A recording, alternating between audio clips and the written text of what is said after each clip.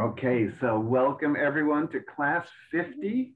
We're going to review the Armageddon and the seventh vial judgment of Revelation 16. As usual, we're in the subject of Bible prophecy about Israel, and the book of Revelation is almost entirely prophecy. So it's every single verse is telling us about something that's going to happen.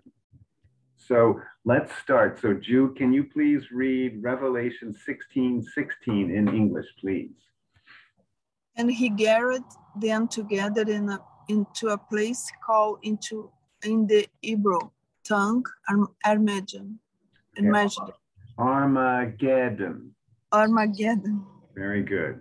And then here I'm going to jump. E os congregaram no lugar que em hebreu se chama Armageddon. Armageddon. Armageddon. Thank you. You see, when they're close, very similar, then it's tough to figure out. Okay, so Emily, can you please read question A? How many are gathered? Okay, so does anyone remember? Because Revelation 16:16 says, and he gathered. And who's he? Oh, it's actually not quite, that might be, it's either the Antichrist or God, but we know God's behind it. But so how many are there? There's going to be a lot of people invading Israel. Do we have an idea how many? The next verse. Okay, so Monica, can you read the mystery verse right below 9:16? And the number of the army of the horsemen were 200,000. And I heard the number of them. Okay, so John. Oh, so where are we? Where are we? What book is this in?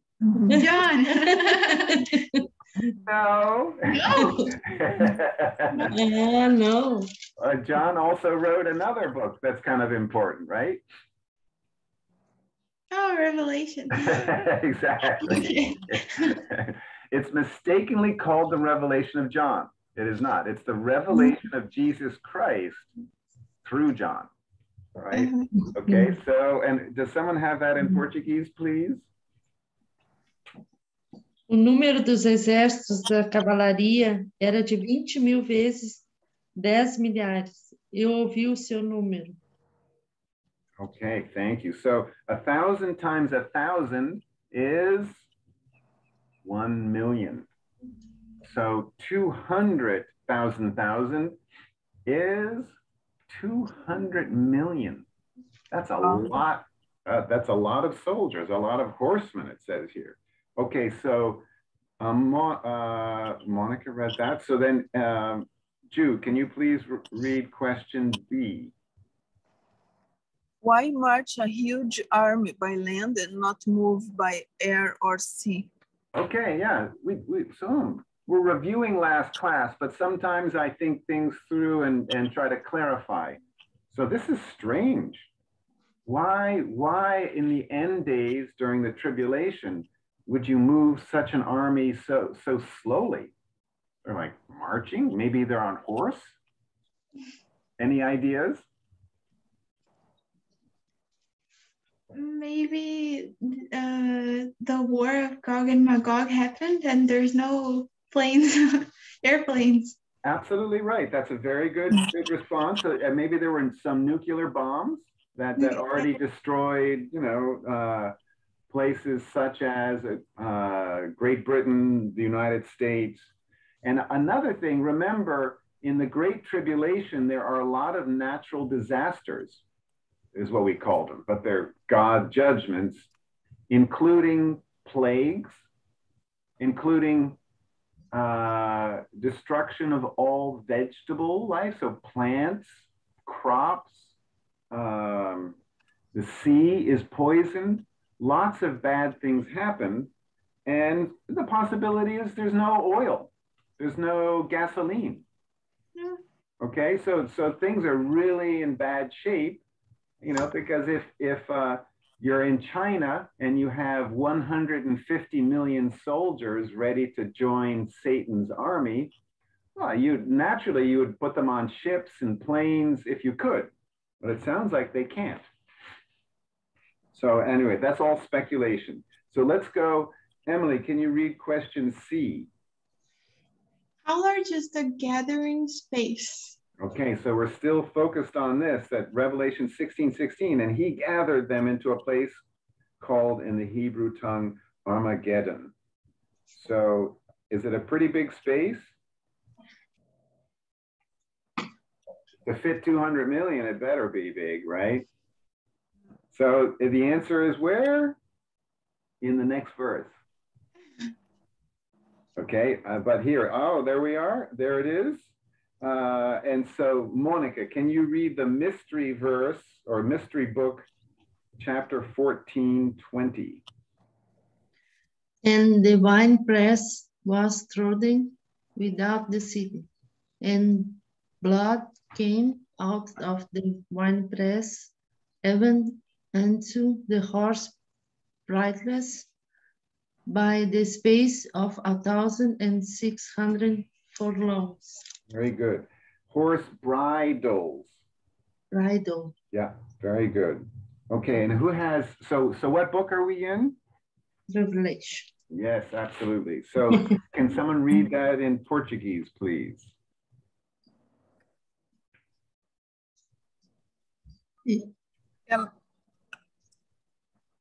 Elas foram pisadas no lagar fora da cidade, right? Yeah. E correu sangue do lagar, chegando ao nível dos freios dos cavalos, numa distância de cerca de 300 quilômetros. Okay, so the more modern version goes directly to an attempted translation of the space, but it says here in English 1,600 furlongs, and apparently a furlong, to go to kilometers, is 5 furlongs to 1 kilometer. So it's not important, but then if that is true, because this is an old measure of measurement, a furlong, then we're talking about a space 200 by 120 kilometers. So that's big. I mean, that sounds to me like that's bigger than the federal district, Brasilia, right? So 120 by 200 kilometers, it's a big, big space. But to fit 200 million invaders, it needs to be. Okay, so that was Monica. So Ju, can you please read Revelation 16:17? And the seventh angel poured out his vial into the air, and there came a great voice out of the temple of the heaven, from the throne, say, it's done. Okay, thank you. And who has that in Portuguese? Very well said, Ju. Thank you. Who has that in Portuguese, please?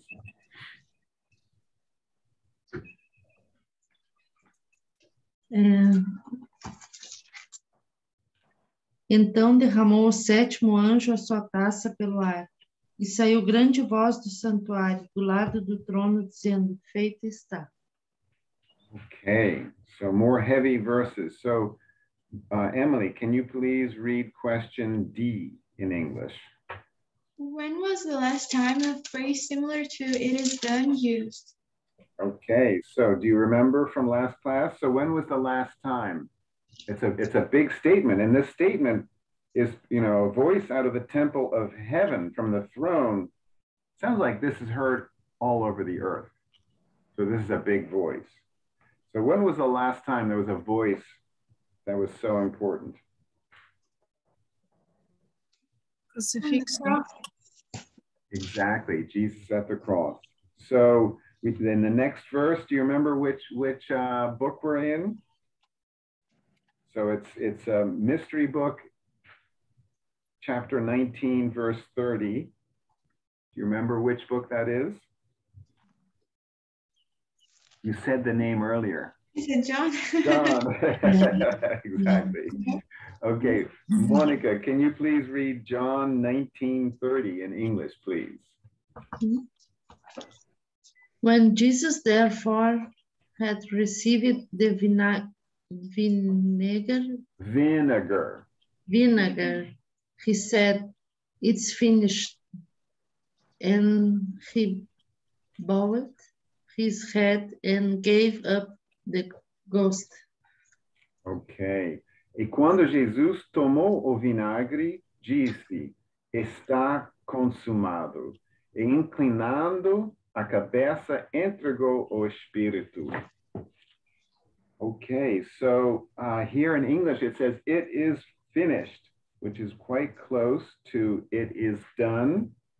As I mentioned last time, I rarely, if ever, quote the Greek or the original language, because once you have a pure and preserved Bible in your hand, you don't need to go to original languages. We don't need to know Hebrew, Aramaic, and Greek to understand God's word perfectly. Now, we're not going to understand it perfectly on earth, but we don't need to once we have a pure and preserved Bible. But so when I do use Greek, I never, or the Hebrew, I don't use it to criticize the translation. And that, unfortunately, is what many pastors and preachers do. They're saying, oh, you know, the Greek here actually means something more, as though they are smarter, better translators, more close to God, whatever. It's prideful. It's prideful to say, no, no, no, no, these translators got it wrong.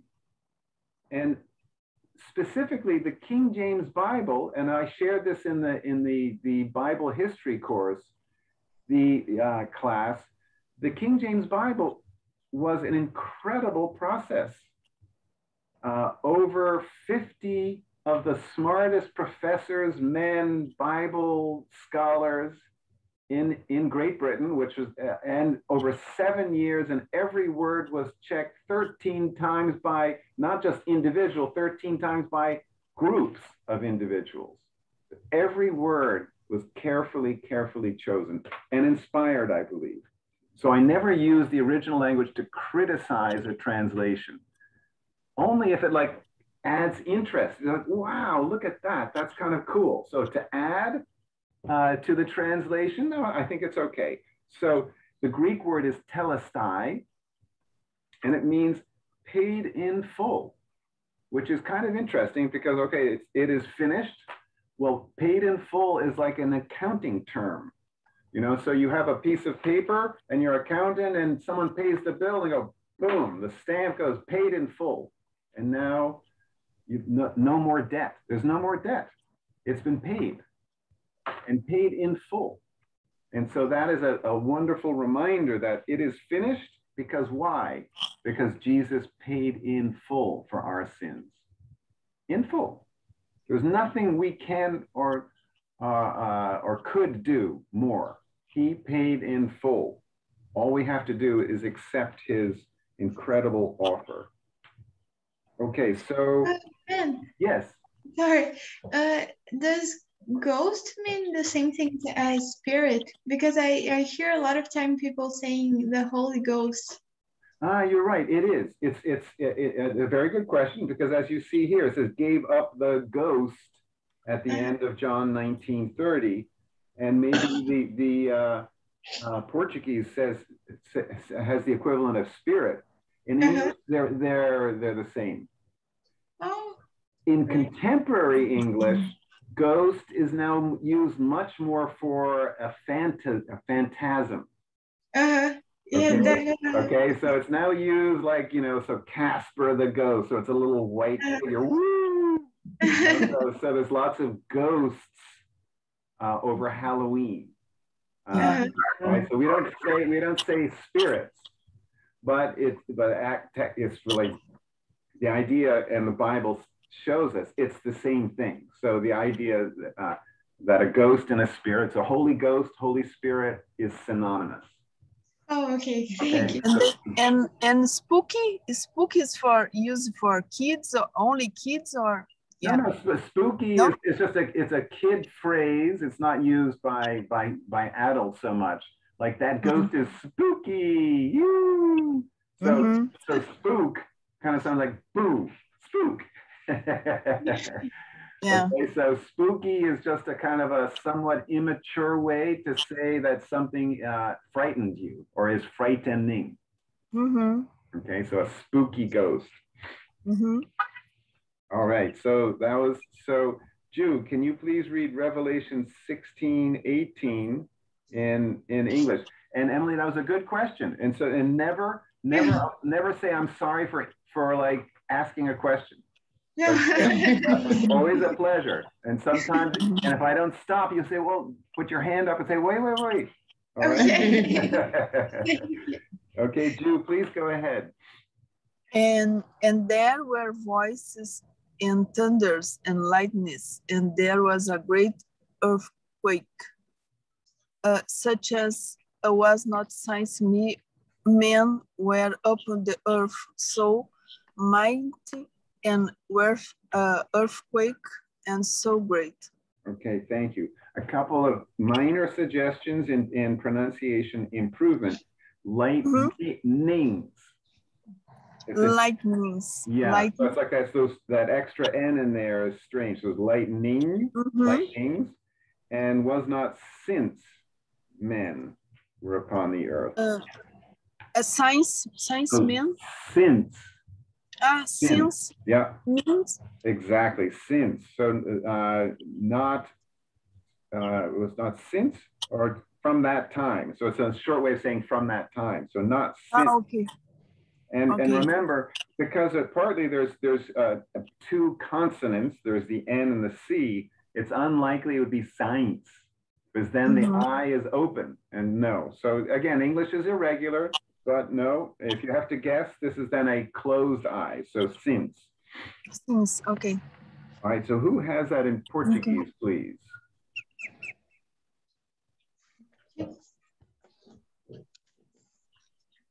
Houve então relâmpagos, vozes, trovões e forte terremoto. Nunca havia ocorrido terremoto tão forte como esse desde que o homem existe sobre a terra. Okay, excellent.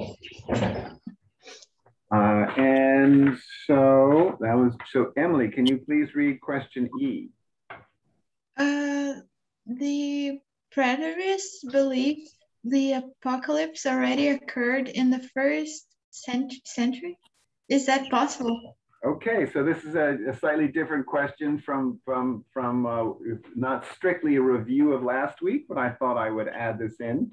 So you remember we discussed the preterists, and what do the preterists believe? They believe that all the book of Revelation already occurred in the first century. So essentially that the sacking, the destruction of Jerusalem was the, you know, that was the Great Tribulation. But we look at this and you go, oh my goodness. So they actually believe that there were voices and thunders and lightnings, and there was a great earthquake such as was not since men were upon the earth, so mighty an earthquake and so great. And we'll learn more about that earthquake in a moment, but is that possible that all of that happened before? I mean, does history even allow us to think that all of this? No, I think you have to really believe that Revelation is all symbolic, right? So if you allegorize Revelation, maybe I guess you can, somehow you can say, oh, no, that already happened, because it's all allegory anyway. But if you believe as we do, as born again Christians do, that it's actual history foretold. So, and that's what prophecy is.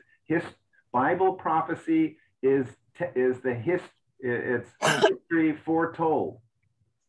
So we're reading history before it actually happened. Okay, so that's as strong as it can get, because it's prophecy, it's in the future, but God said it, so it is going to happen.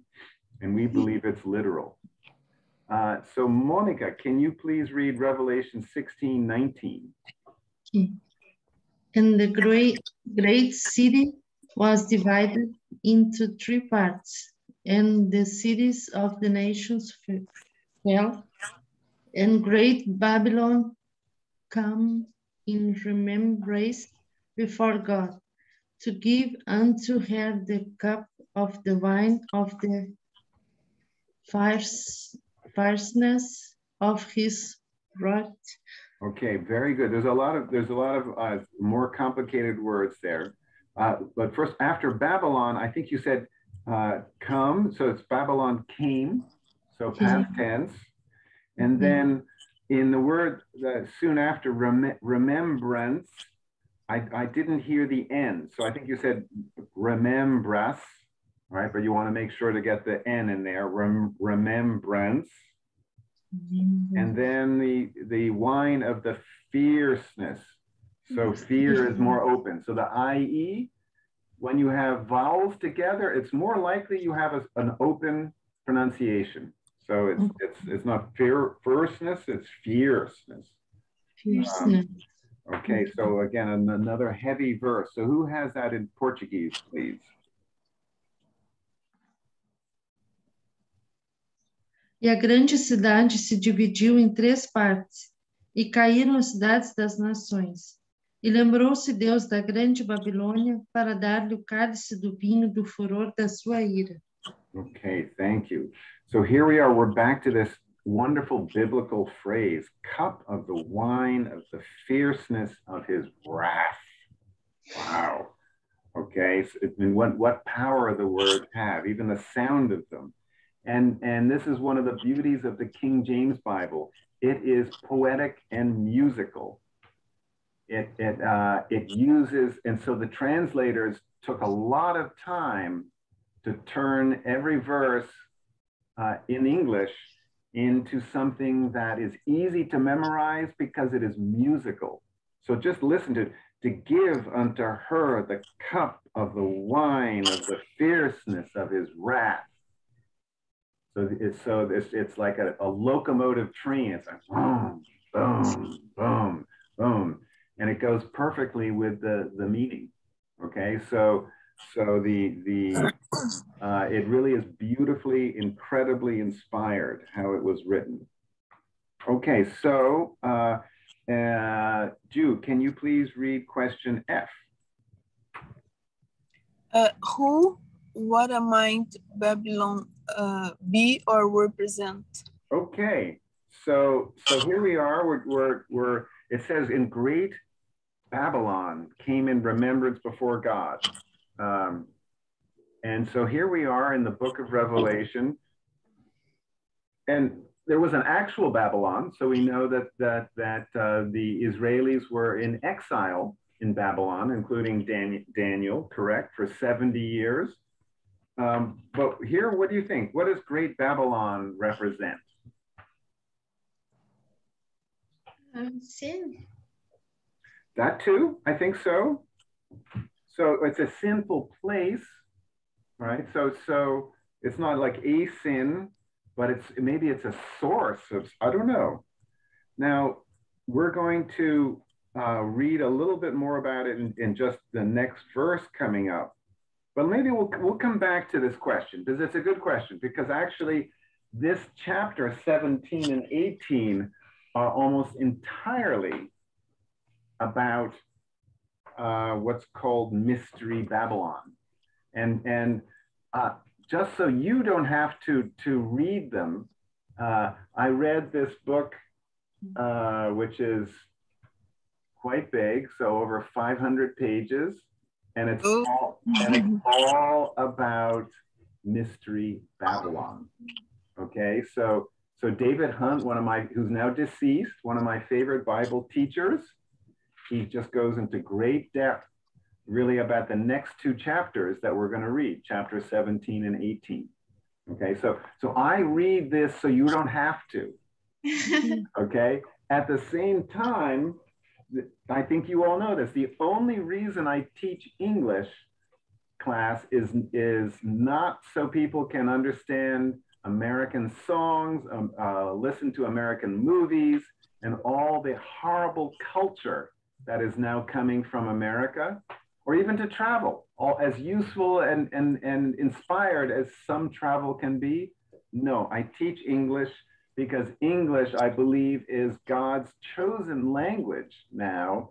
And the amount of material in English about the Bible and Bible subjects is amazing.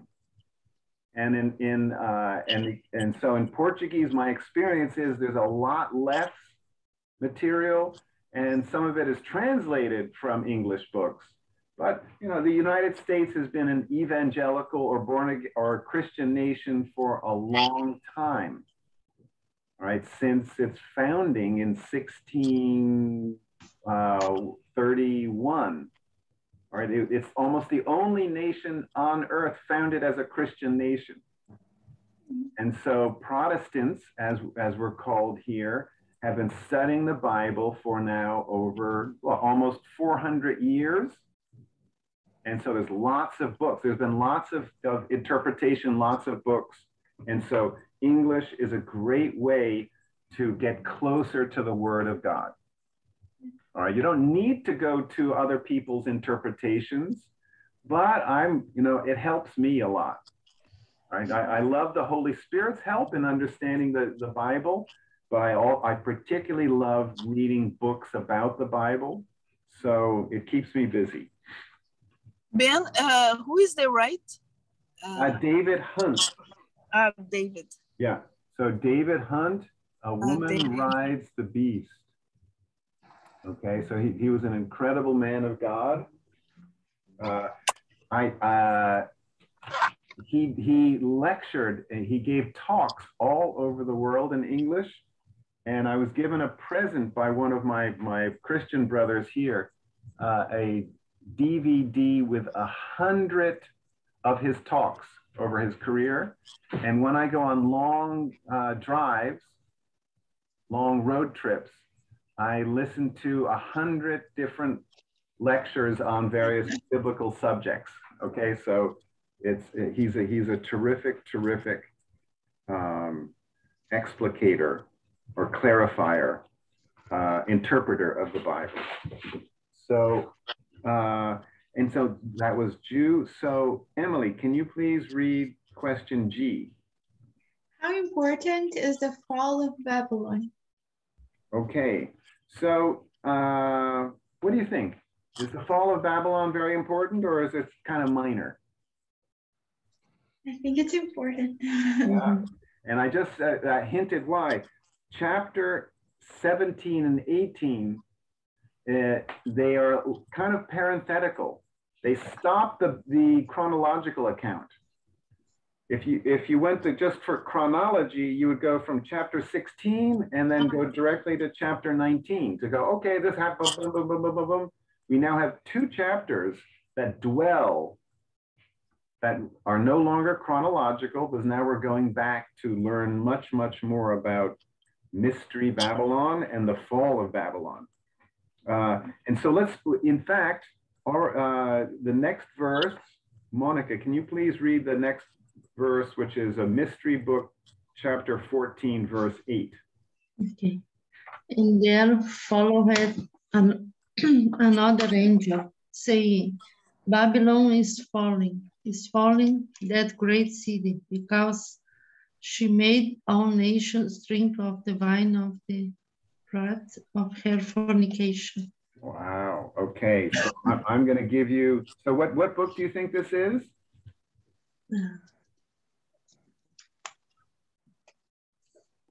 Which book are we in? Babylon is fallen, that great city, because she made all nations drink of the wine of the wrath of her fornication. Revelation. Yeah, that sounds like pretty heavy. And so I think I have it here. Huh, did I get the verse wrong? Because it, in the Portuguese, it's not correct. Does Can someone help me? Yeah, what was the correct verse? I mistyped it. I think it's correct. 14:8. 14, oh, 8, I know, I'm thinking at 18, sorry. E outro anjo seguiu, dizendo, caiu, caiu Babilônia, aquela grande cidade, que a todas as nações deu a beber do vinho da ira da sua fornicação. Wow. I'll tell you, John was super inspired, right? And look at the same, so the wine of the wrath of her fornication. It's not that different from the verse above. The cup of the wine of the fierceness of his wrath. So back to the question, what does Babylon represent? Well, according to this earlier verse in Revelation, Babylon is fallen, that great city. Okay, so Babylon is a city because she made all nations drink of she. Now in English, we don't give genders to cities as you do in Portuguese very often. So more correct, normal English is because it made all. If it's a city, the city is in it. It's neutral in English. So here we go. It looks like Babylon is a city, and according to this verse, it sounds like it's a woman saying she. And we'll get to this further, but another way to think of it, and we'll see this in some depth in the next 2 chapters, it's a religious system. Okay, so it's not just a city, it's not just a woman that is defeated and fallen, it's a religious system.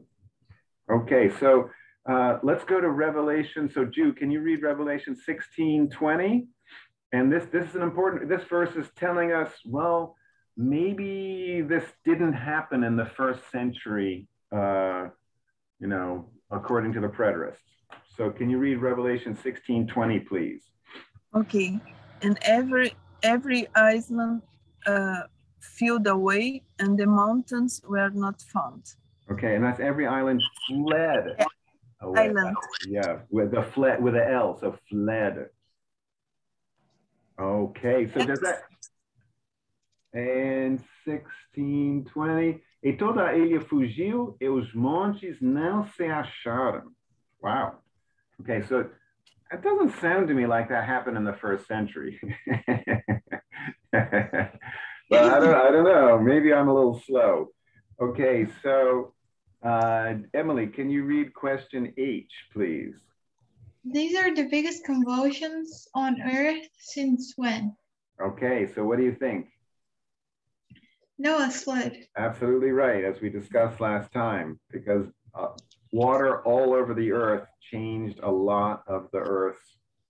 And there was an ice age afterwards, so all of that just created a massive change to how the Earth looks. But this is even bigger from the sound of it. So, Monica, can you please read Revelation 16:21? And there fell upon men a great hail out of heaven, every stone about the weight of a talent. Weight.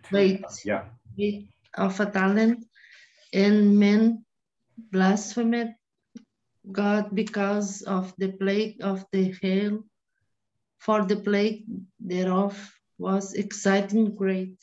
Okay, those 2 E's, that's exceeding. Exceeding. Exceeding great. E sobre os homens caiu do céu grande saraiva, pedras aproximadamente do peso de talento, e os homens blasfemaram de Deus por causa da praga da saraiva, porque a sua praga era muito grande. Okay, Sairava, did I pronounce that okay? I was thinking about it. I think here it says Saraivada. Saraivada. Okay, but this is then older Portuguese. So it's written Sairava. Yeah. So anyway, so it's older Portuguese. Okay. And then the last question of the review, Ju, can you read question I, please, in English? How heavy do we believe a talent is? Okay, so I think some modern translations already give some kind of idea, but according to my Bible study here from Henry Morris, it's talent is about 100 pounds or 45 kilos. Okay, so that's big hail. Now you don't want that to fall on your head, but that's what's happening all over the earth. Okay, so let's now get into a little bit of chapter 17. So we're going to start with Revelation 17:1, and we're going to be discussing the great whore.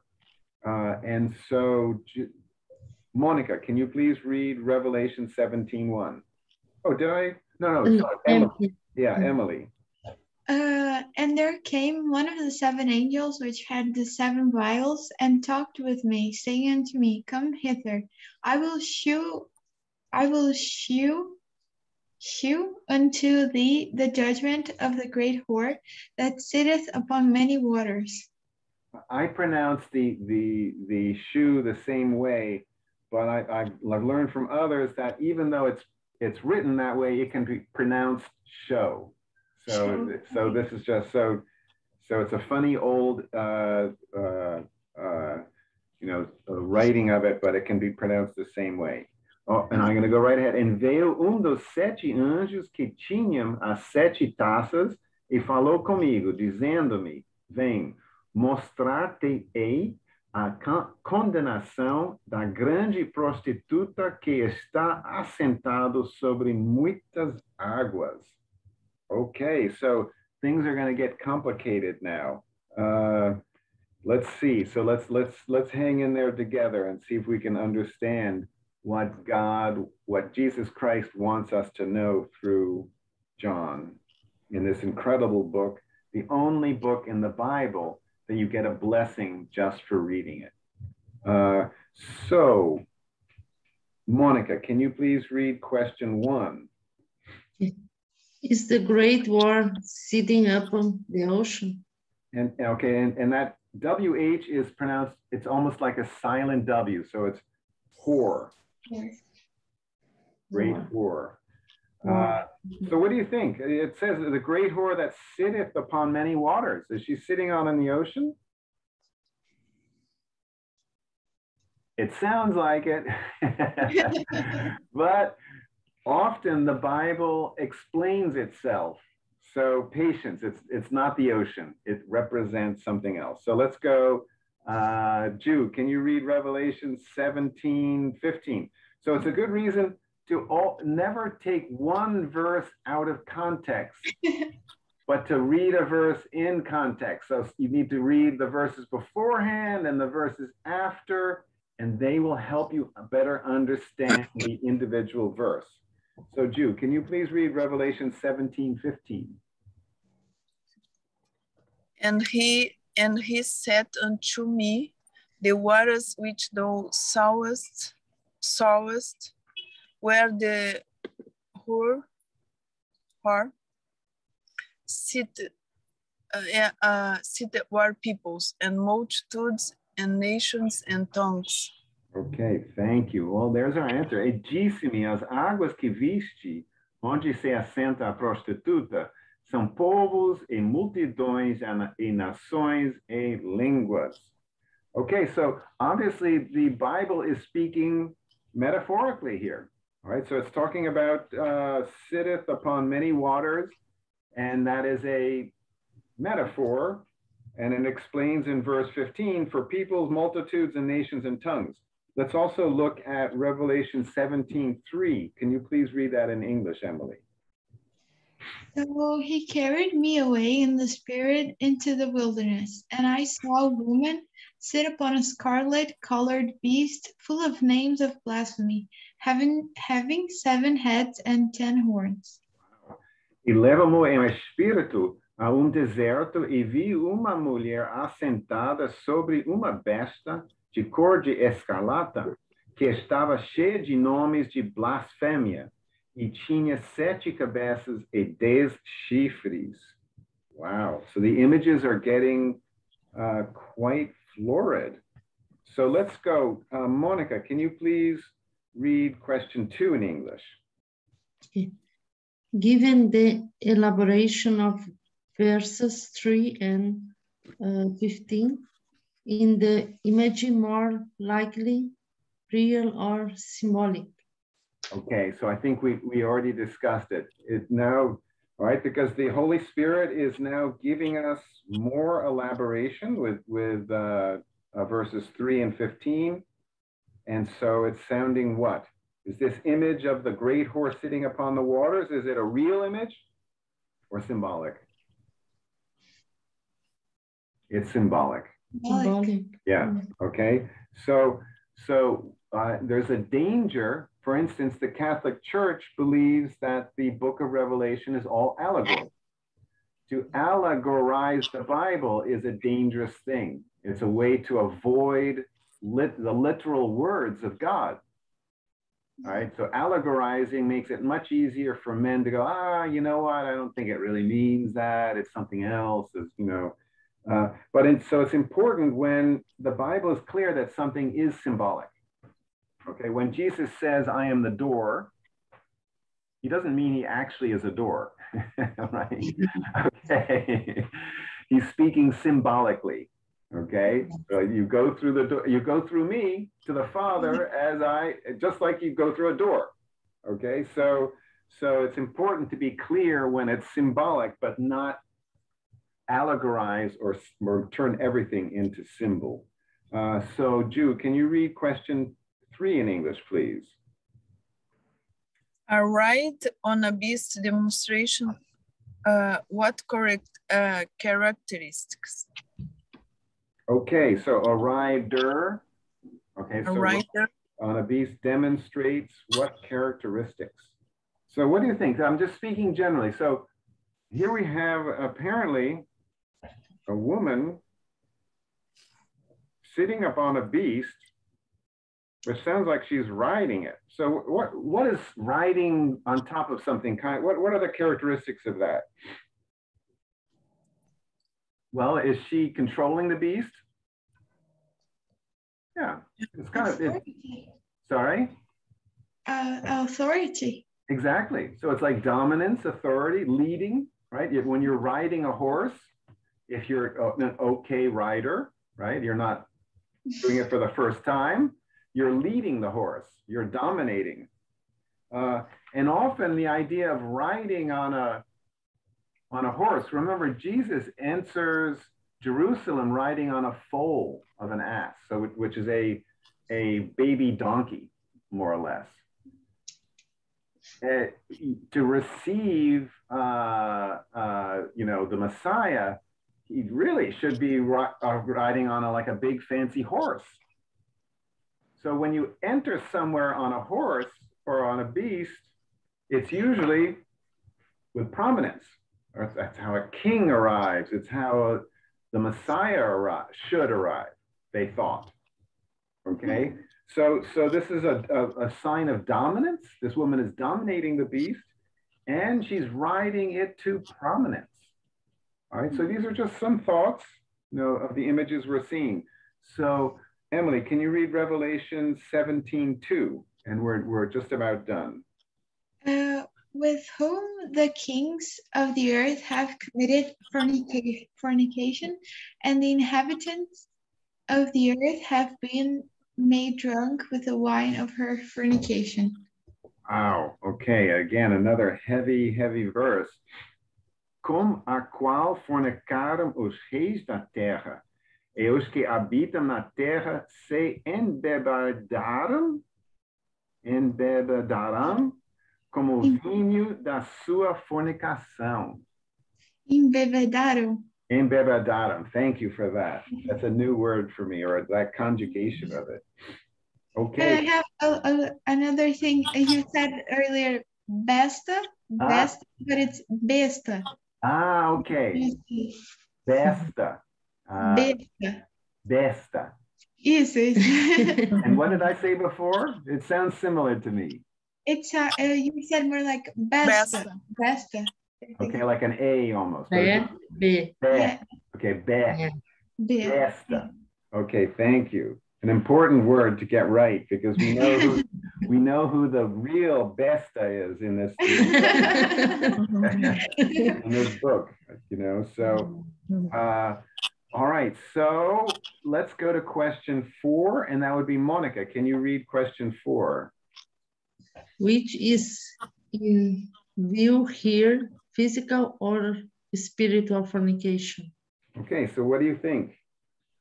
So it says, with whom the king? So we're talking about the prostitute, the whore, on the beast, with whom the kings of the earth have committed fornication. Spiritual. Yeah. Yeah. So it's, you know, because the kings of the earth, the leaders of the earth, there's a lot. So, okay, that, you know, so I don't think we're talking about physical fornication or adultery, but a lot of spiritual fornication. And that's among the reasons why we believe Babylon is more like a religious system. Okay, so for the kings of the earth to have committed spiritual fornication with Babylon, with Mystery Babylon, we're talking, and it's not just a city then. It's referred to as a city, but it's not only a city. It's like what that city represents, perhaps an entire religious system. So, Ju, can you read question 5? And then we're going to leave this and see what you think and leave this question hanging. Yes. How can we interpret drunk with the wine of her fornication? Okay, so this is tough. Wow. So here it's the, well, we're talking about the kings are committing spiritual fornication and the inhabitants, kind of like everyone under the king, including the kings, have been made drunk with the wine of her fornication. So how can we interpret that? Drunk with the wine of her fornication.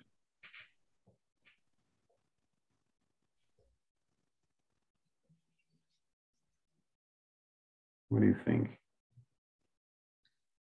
Well, they're drunk, so they're like you know, they're altered. Okay, so something in this spiritual fornication, they have become drugged. Okay, so that sounds something like that. Wine, why does it say wine of her fornication? Well, you get drunk with wine and you get drunk with liquids. Well, the Bible often refers, wine is a substitute for what? Blood. Exactly. Okay, so it's blood. Okay, Blood. so, Oh. all right. So that's exactly right, Ju. So that's why I asked this question. So we're looking at drunk with the wine or fornication. Okay, so wine is something that you drink and you get drunk. So you're altered. It's like a drug. So you drink more and more, but it also often represents blood. And so drunk with the blood of her fornication, that's like, that's getting that's getting a little more graphic or lewd. And we'll see, this might help explain more about what is Great Babylon or Mystery Babylon, that perhaps there's a lot of blood associated with it. That is a lot of killing.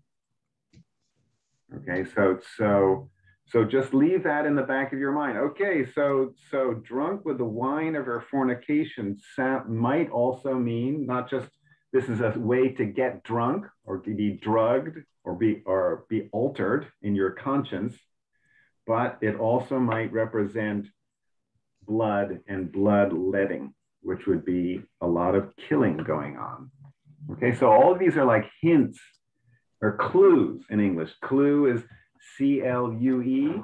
You know, when there's a mystery, you have clues.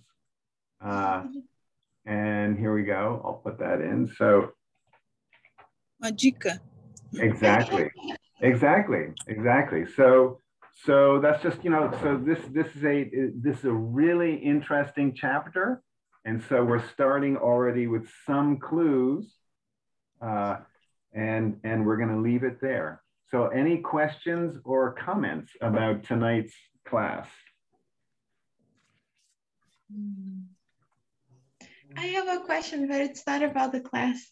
Okay, please ask it. Shall I end the class? So if it's not about, then I'll end it, or is it a question about the Bible? It's about the Bible. Okay, then go ahead, please. Okay, I was reading, I think it's in Jeremiah 4. Jeremiah 4, where's the verse? Let me just see. 4:26. And I think it's talking about the destruction of, I think, Judah or Israel. The whole chapter. Yep. So Jeremiah 4, and you're looking at verse 26? Yes. Do you have it in the King James there? I do. Shall I read it? Can you read it, please? Yes, please. So Jeremiah 4:26. I beheld, and lo, the fruitful place was a wilderness, and all the cities thereof were broken down at the presence of the Lord and by his fierce anger.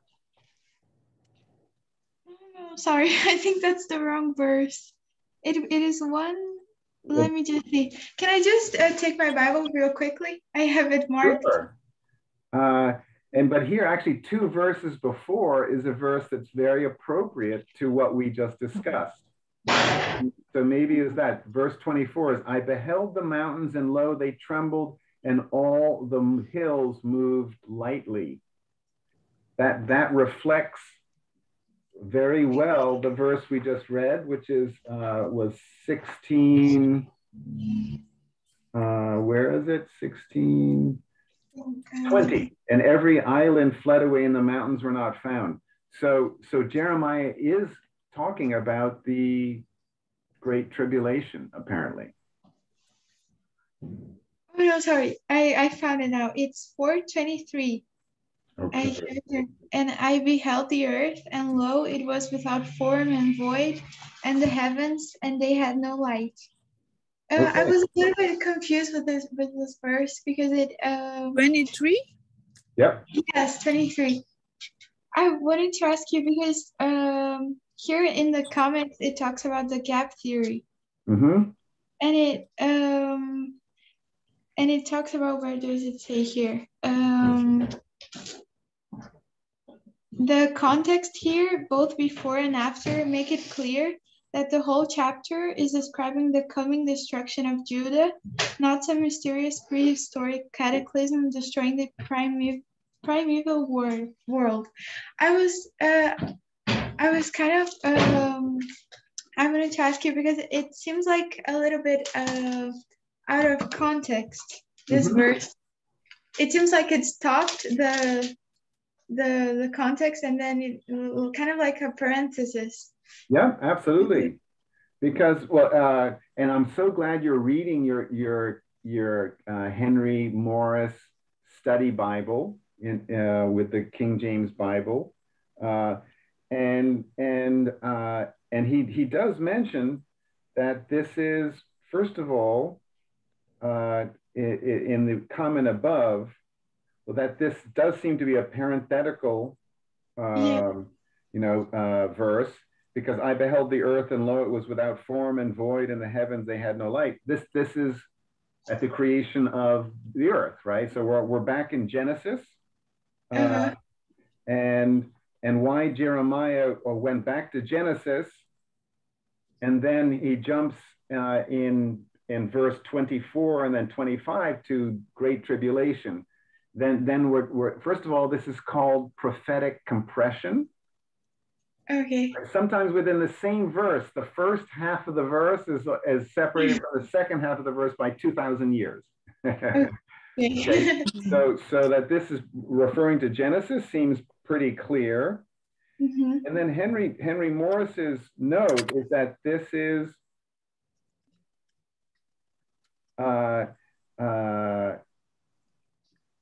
he says it's a proof text for people who are, what's it called, theistic evolutionists, and that they wanted to prove that there was a hypothetical cataclysm prior to Eden.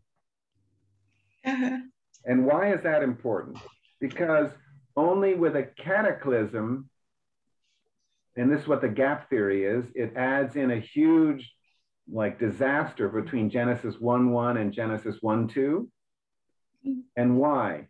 Because then it can explain, okay, during all of that time, that's when a lot of things died. And that's how we can try to believe Genesis and the week of creation as an allegory. And then actually there was a huge amount of death and destruction between Genesis 1:1 and Genesis 1:2. And then that would explain the old earth theory. Okay, because if you look at it literally, Genesis is a week, and then the earth is only about 6,000 years old, right? Because we know from Genesis very quickly, from when Adam and Eve are introduced, we can actually count through all the generations that there are roughly 6,000 years since Adam and Eve. And since they were created, Adam was created on the 5th day, then we're talking about 6,000 years and 5 days. Right? So it's still about 6,000. So I think that's what he's getting at, that this one verse is used to help support the idea that there was a massive cataclysm between verse 1:1 and 1:2. Does that help explain what he's saying? I was a little confused about because he didn't seem to be talking about Judah anymore. Yeah, because it was a little extreme to talk about the invasion of an army, like to say that the hills are trembling, the mountains are trembling. Yeah. So what he's then adding to this observation, that this verse taken out of context is used by theistic evolutionists, again, who want to marry evolution and the Bible. So they think, okay, I'm going to try various ways, and one of them is the gap theory. And he's saying, no, the context here is actually about the destruction of Judah, and not some mysterious prehistoric cataclysm destroying the primeval world. So I think what he's saying is that Jeremiah in verse 23 references to the earth when it was without form and void, which we know is how it starts in Genesis 1:1. And he's not saying that this is like a chronological thing, that all of a sudden the earth was completely destroyed. He's in the context of Judah being destroyed, he's referring to the kind of destruction that the world, it's almost as though the world is going back to being without form. So he's almost making an analogy. So the real context is prophetic word. Sorry? He's doing a prophetic word about Revelation. Exactly. Yeah, exactly. So he's speaking more of the kind of destruction that is going to occur in Judah in the Great Tribulation. So it's not a literal that the world will be without light, but without and form and void. But in some ways, yes, because remember, everything gets flattened. So that's kind of without form. It's going to be dark also. There's some thoughts that during the Great Tribulation, there's this huge earthquake probably sends up a huge layer of ashes, and the sun is blocked out. So all of this is like, all right, so maybe this, in the context, he's kind of referring back to day one of the creation, and that Judah is going to be so destroyed, it's almost as if we've returned to the first day of creation, okay? Yeah, thank you. Just a quick question. What I'm always confused about in Genesis 1, what does it mean the earth without void without form and void? Well, that's a very good question. And you're asking a little bit about what the English is like, or why the English means that, or the concept. So you understand without form and void, what that means, correct? Okay, so then it's the idea that and we'll read it. Genesis 1:1 is, in the beginning, God created the earth and the earth, created the heaven and the earth. Now, it says then in verse Genesis 1:2, and the earth was without form and void, and darkness was upon the face of the deep, and the Spirit of God moved upon the face of the waters. So so God created the heaven, he created earth, but earth is not as we know it now.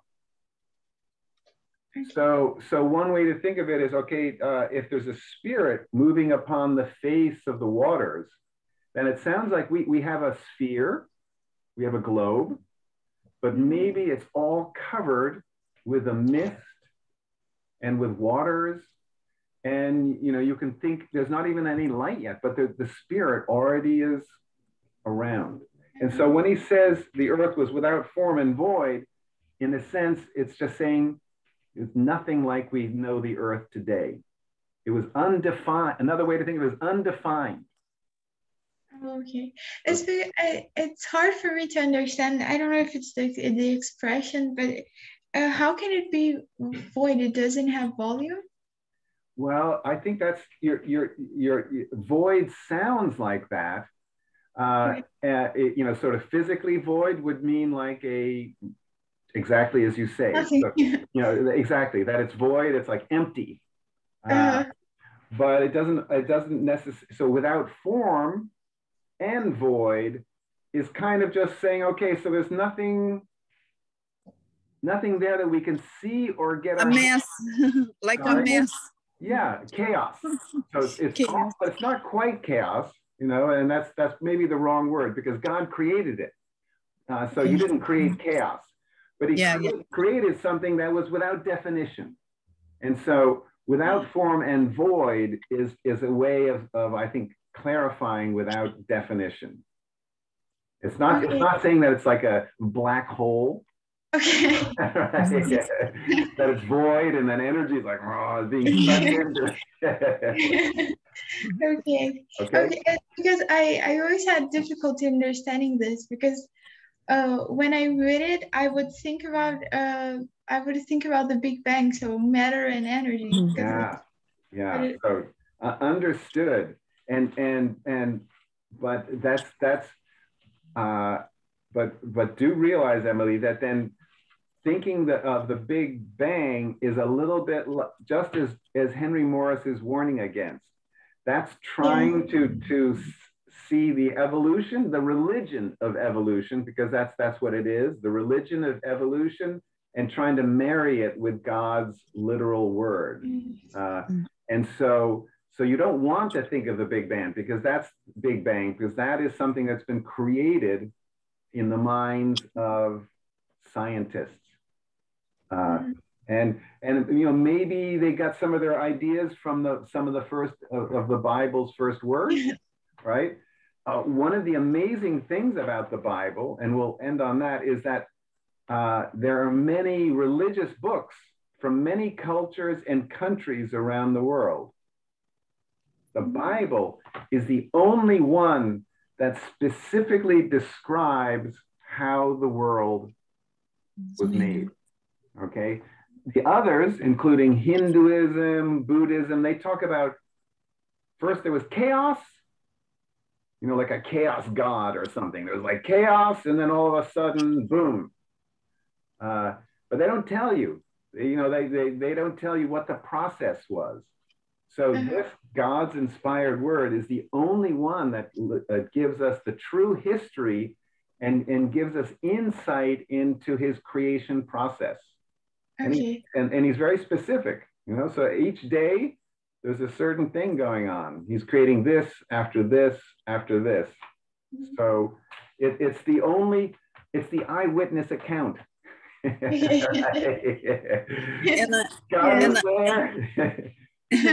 I'm think no one explosion can be the word so perfect like God made. How you can now? My grandson love all the planets, and now. Yeah, all the planets, dark planets, I'm learning with him because I never know exist dark planets, and Pluto is not planet, is dark planet. And Emily and Monica freeze or not? Yeah, I think so. So maybe they had a storm, so maybe their internet went out. Yeah. But I'm going to stop the recording and then we'll see if they come back, okay? So. Okay.